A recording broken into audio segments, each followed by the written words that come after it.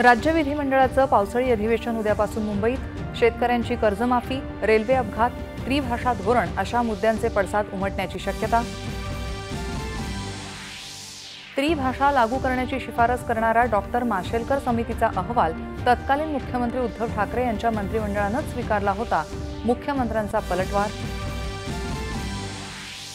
महायुती सरकारनं शासन आदेश काढून मराठी भाषा सक्तीची केली आणि तिसरी भाषा म्हणून हिंदीसह कोणतीही भाषा शिकण्याचा पर्याय दिला।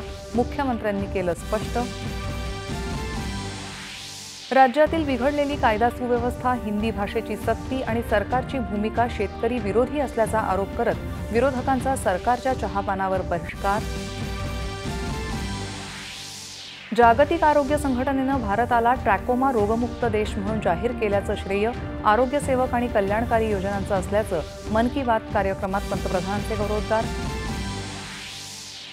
सरन्यायाधीश भूषण गवई यांच्या हस्ते नागपुरातल्या राष्ट्रीय विधी विद्यापीठाच्या प्रशासकीय इमारतीचं उद्घाटन। पर्यावरणपूरक असलेलं विद्यापीठ आदर्श ठरेल, व्यक्त केला विश्वास। सायबर गुन्ह्यांसारख्या आव्हानांचा सामना करण्यासाठी न्यायव्यवस्थेत तंत्रज्ञानाचा वापर करून नव्या पिढीला यात पारंगत करण्याची जबाबदारी विद्यापीठांची। मुख्यमंत्री देवेंद्र फडणवीस। राष्ट्रीय हळद महामंडळाच्या मुख्यालयाचं केंद्रीय मंत्री अमित शहा यांच्या हस्ते उद्घाटन। 2030 पर्यंत हळद निर्यात 1 अब्ज अमेरिकी डॉलर्सपर्यंत पोहोचवण्याचं उद्दिष्ट अधोरेखित।